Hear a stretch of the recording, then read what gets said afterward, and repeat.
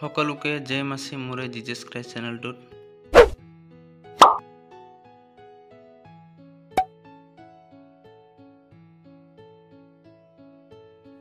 Praise the Lord hallelujah. সকলোকে জয় মাসি পুনৰবাৰ স্বাগতম জনাইছোঁ মোৰে জিজাছ ক্ৰাইষ্ট চেনেলটোত। আজি এটা নতুন বিষয় লৈ আপোনালোকৰ মাজত আহিছোঁ। ধন্যবাদ দিছোঁ আপোনালোকে মোৰ চেনেলটোত জড়িত হৈ আছে। আপোনালোকৰ মৰম আৰু চেনেলবিলাক মই পাই আছোঁ কাৰণে ধন্যবাদ দি আছোঁ।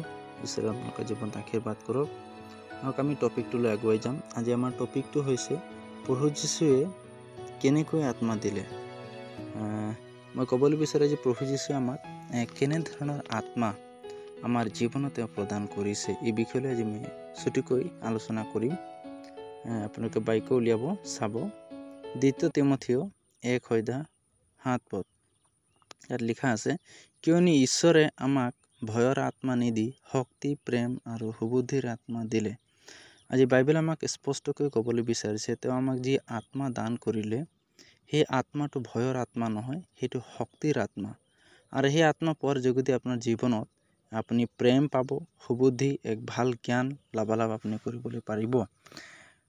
আজি মানুহৰ জীৱনত হয়তো আজি আমাৰ মাজত বিশ্বাসীবিলাক ঈশ্বৰক পোৱাৰ পিছতো, প্ৰভু যীশুক গ্ৰহণ কৰাৰ পিছতো তেওঁলোকে ভয়ত জীৱন যাপন কৰে। তেওঁলোকে ভাবে যে আমি এইটো কৰিলে এইটো হৈ যাব নেকি, বা তেওঁলোকৰ জীৱন এটা ভয় থাকে না।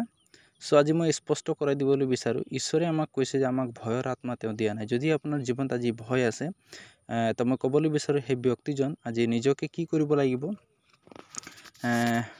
নিজকে তেওঁ শুধৰণি কৰিব লাগিব। তেওঁ বিশ্বাস কৰিব লাগিব যে প্ৰভু যীশু আপোনাক যি আত্মা দিছে, আপোনাক তেওঁ ঈশ্বৰে শক্তিৰ আত্মা প্ৰদান কৰিছে। আৰু সেই আত্মাটো আপোনাৰ জীৱনত কেৱল শক্তি নহয়, আপোনাৰ জীৱনত যদি আপোনাৰ জীৱনত প্ৰেম চেঁচা পৰি গৈছে, বা আপোনাৰ জীৱনত প্ৰেম বোলা বস্তুটোৱে নাই, আপুনি মানুহক লগত প্ৰেমেৰে চলিবলৈ নাজানে, তেতিয়াহ'লে সেই আত্মাটোৱে কেৱল আপোনাৰ শক্তিৰে নহয়, শক্তিৰ যোগেদি আপোনাক প্ৰেমো দিব। প্ৰেমৰ লগতে আপোনাৰ সুবুদ্ধি, এক ভাল জ্ঞান, এক ভাল শিক্ষাও আপোনাক ঈশ্বৰৰ আত্মাই দান কৰিব। চ' আমি আমাৰ জীৱনত যাতে কি এই শক্তিৰ আত্মাটো বিষয়ে আজি আমি ইয়াত স্পষ্টকৈ জানিবলৈ পাৰিম। আৰু এক জেগাত আমি চাম ঈশ্বৰৰ বাক্য, পাচনি কৰ্ম 1:8 তাত কৈছে, কিন্তু যেতিয়া তোমালোকৰ ওপৰলৈ পবিত্ৰ আত্মা আহিব, তেতিয়া তোমালোকে শক্তি পাবা। প্ৰভু যীশুৰ আমাক ক'বলৈ বিচাৰিছে যে পাচনি কৰ্মত, যে যেতিয়া আমি পবিত্ৰ আত্মা পাম, ঈশ্বৰৰ আত্মা পাম, তেতিয়া আমি শক্তি পাম বুলি কৈছে না।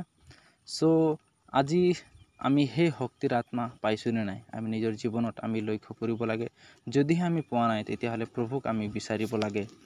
আৰু আমাৰ জীৱনত সদায় আমি এটা ৰুটিন কৰিব লাগে, যে আমি কিবা কৰিলোঁ নকৰিলোঁ আমি বাইবেল অধ্যয়ন কৰিব লাগে, প্ৰাৰ্থনাত থাকিব লাগে, আৰু উপাসনা আমি দিব লাগে, উপবাস দিব লাগে।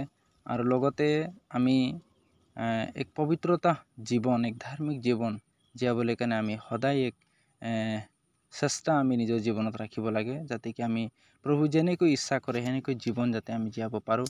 আৰু সেই তেওঁৰ যি শক্তিৰ আত্মা তেওঁ আমাক দিছে বুলি কৈছে না, তেওঁ দিছে, কিন্তু আমি তেওঁক হয়তো আমাৰ জীৱনত ৰিচিভ কৰিব পাৰিছোঁ নাই, ল'বলৈ পাৰিছোঁ নাই, সেইটোৱে আটাইতকৈ ডাঙৰ গুৰুত্বপূৰ্ণ কথা। চ' মই আশা কৰোঁ এই ছুটিকৈ মই বাক্য কোৱাৰ যোগেদি আপোনালোকে নিজৰ জীৱনত এক অৱগত হ'বলগীয়া এক বিষয় যে আপোনালোকে জানিব পাৰিলে মোৰ বিশ্বাস আৰু আশা। আহক আমি প্ৰভুক ধন্যবাদ দিম, প্ৰাৰ্থনা কৰিম।